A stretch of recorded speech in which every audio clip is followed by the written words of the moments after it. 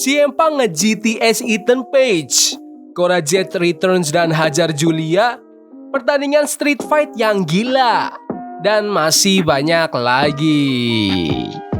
Selamat datang di NXtra, di mana kita akan review episode NXT hari ini tanggal 2 Oktober 2024. Sebelum kita lanjut, aku pengen kalian like dan share video ini ke teman-teman kalian yang suka WWE, dan jangan lupa subscribe soalnya channel ini upload video setiap hari. Let's go. Shawn Michaels membuka acara menyambut penonton ke debut NXT di CW Network. Dia juga memperkenalkan sabuk juara NXT yang baru. Shawn sempat ngetis buat ngelakuin beat legendaris Are You Ready ala DX, tapi Triple H langsung gabung di ring dan mereka berdua ngelakuin catchphrase DX bareng, bikin momen jadi nostalgia banget.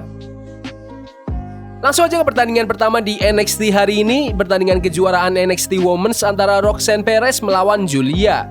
Kedua pegulat mulai dengan imbang, nunjukin teknik chain wrestling yang keren. Julia sempat nge-apply STF dan terus menyerang dengan headbutt dan serangan-serangan strong lainnya. Sementara Roxanne ngelawan balik dengan slam dan suicide dive. Julia hampir menang dengan Northern Lights Bomb, tapi dua-duanya berhasil masuk ring tepat waktu. Terus tiba-tiba ada seorang wanita bertudung datang ikut campur, ngasih DDT ke Julia waktu wasit nggak lihat. Roxanne langsung manfaatin kesempatan itu dengan finisher pop rocks-nya untuk memenangkan pertandingan. Dan ternyata wanita itu adalah Cora Jade. CM Punk pasti seneng banget lihat anak-anak gulatnya dia dan AJ balik lagi. Aku pribadi nggak terlalu suka debut di CW dimulai dengan ending yang kayak gini. Tapi sisi positifnya seneng lihat Cora Jade balik setelah cedera yang parah. Penasaran sih gimana mereka bakal ngebuk Cora. Soalnya Roxanne kayak ngambil alih karakter Cora gitu, walaupun Cora lebih punk rock sih. Pengen banget lihat Roxanne lawan Julia lagi, mungkin bisa di acara premium Halloween Havoc di bulan ini. WWE juga bakal nge-push Stephanie Fekir buat masuk ke perebutan gelar, jadi kita lihat aja ke depannya gimana. Axiom dan Fraser lagi main PS, nge-replay pertandingan mereka lawan A-Town Down Under. Scene ini nunjukin persaingan friendly mereka yang biasa kita lakuin waktu main PS bareng temen, dengan Fraser yang sempat kesal pas kalah tapi akhirnya ketawa lagi. Ngehin ada sedikit ketegangan di kemitraan mereka. Manajer NXT, Eva, terlihat ngobrol sama CM Punk pas Lexis King datang minta saran. Punk ngasih apresiasi ke Lexis yang berusaha beda dari ayahnya dan ngasih tips gimana cara ngadapin pertandingan lawan Oro Mensah. Saran Punk itu lebih menekankan ke pertumbuhan secara pribadi. Lexis ngucapin terima kasih atas sarannya. Lanjut ke pertandingan street fight antara Zachary Wentz melawan Wesley. Zachary langsung mulai dengan nabrakin troli ke West dan pakai papan kayu gede buat berantem. Kursi, tongkat kendo, dan gerakan high impact kayak super kick dan Fan Terminator dari Zachary nambahin brutalitas match ini. Match makin panas pas mereka berdua nabrak papan kayu dan kemudian Zachary ngehajar West pakai Swanton Bomb yang hampir bikin dia menang. Klimaksnya tuh pas mereka berdua pakai rantai yang dililit di tangan mereka saling knockdown. Zachary ragu pas mau pakai kursi, ngasih kesempatan buat West ngelakuin low blow. West lilit rantai di lututnya dan ngasih diving meteora untuk memenangkan pertandingan. Match yang benar-benar intens, sedikit di atas standar WWE PG hardcore match biasa. Yang agak bikin deg-degan sih pas backdropnya meleset dari meja, tapi Zachary kelihatan oke dan lanjut ngelakuin spot-spot tinggi setelah itu. Vic Joseph nge-frame ini sebagai kematian dari MSK. Zack dan Miguel sebenarnya dijadwalkan buat masuk ke perebutan gelar tag team NXT, tapi dengan Miguel yang absen lama, aku rasa pas banget kalau West dan Zack adain rubber match karena mereka berdua udah sama-sama menang sekali.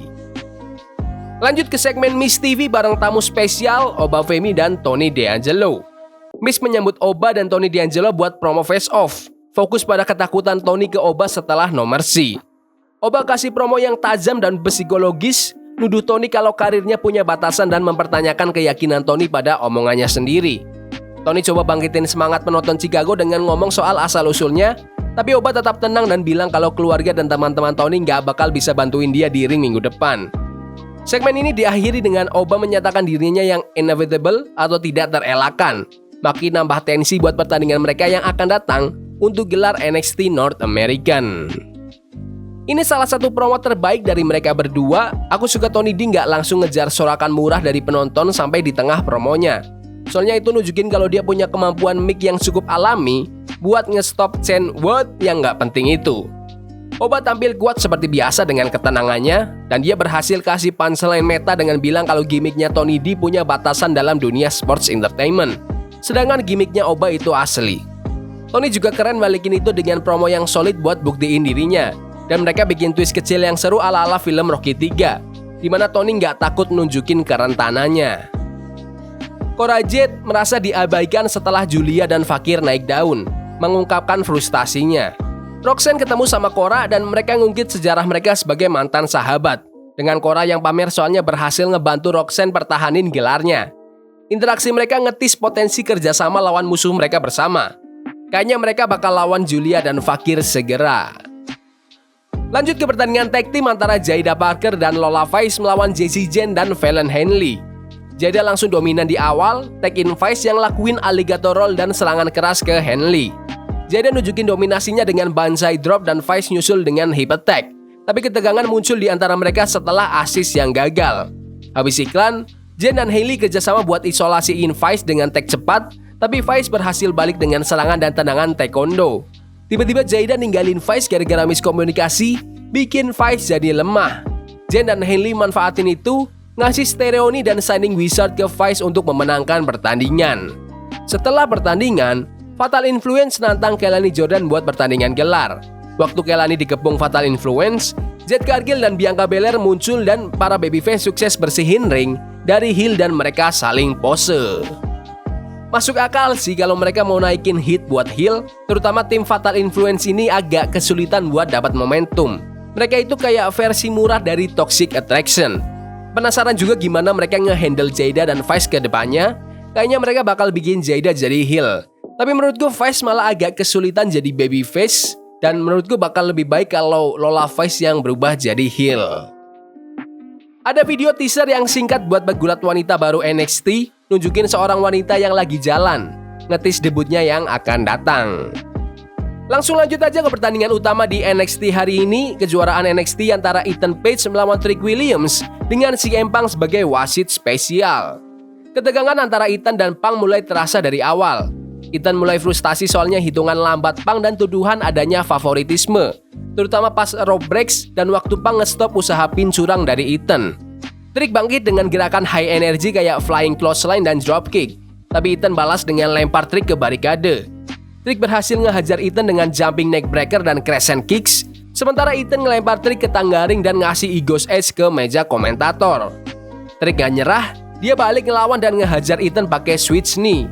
Tapi akhirnya Trick berhasil ngehantam Ethan pakai trick shot untuk memenangkan pertandingan dan jadi juara NXT yang baru.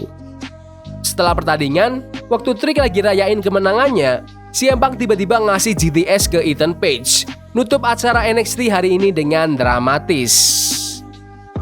Milih Trick Williams yang lagi populer buat jadi juara NXT yang baru di CW Network emang masuk akal sih. Trick emang agak nggak terekspos belakangan ini selama push gede buat Joe Hendry. Semoga WWE bisa bangun Trick Williams lagi jadi protagonis utama di NXT, yang harusnya nggak susah soalnya mereka udah pernah ngelakuin itu sebelumnya. Ethan Page emang nggak punya masa reign yang panjang atau spektakuler, tapi aku rasa dia nunjukin potensi yang besar jadi heel. Semoga dia tetap di main event spot dan nggak turun ke mid card habis ini. Jadi debut NXT di CW Network ini lumayan oke. Di satu sisi, acaranya agak kurang dari yang diharapkan, tapi aku bilang agak karena ekspektasinya itu emang tinggi banget.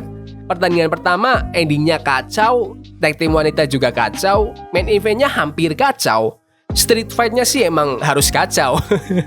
Malah segmen Miss TV yang bikin jadi excited banget buat lihat Oba Femi lawan Tony D besok. Secara keseluruhan, NXT hari ini tuh bagus dan kayaknya bakal lebih bagus ke depannya. Menurut kalian gimana NXT hari ini? Bagus? Gak bagus? Komen di kolom komentar. Ya udah gitu aja video hari ini. Jangan lupa like dan subscribe ke channel ini karena aku pengen 6.500 subscriber di bulan ini. Tolong bantu. Yes boy. See you. Forbidden fire on Nico. Bunny for love we can hold. I wish we were